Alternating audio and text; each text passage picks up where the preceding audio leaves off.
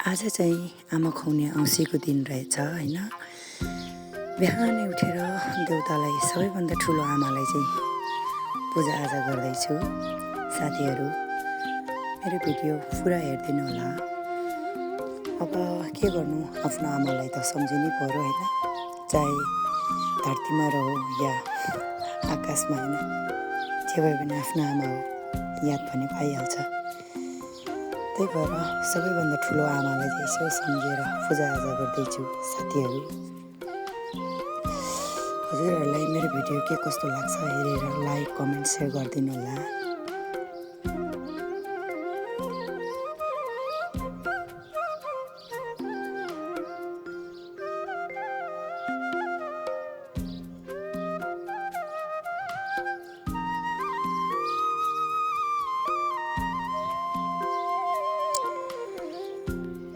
यस्तै हो जिन्दगी, के गर्नु होइन।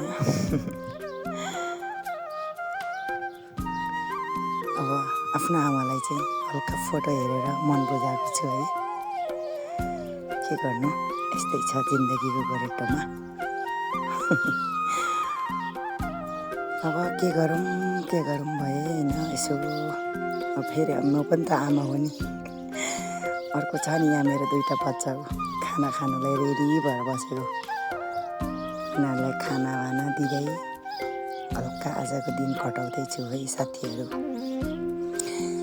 सबैजनालाई चाहिँ ह्याप्पी मदर्स डे है त।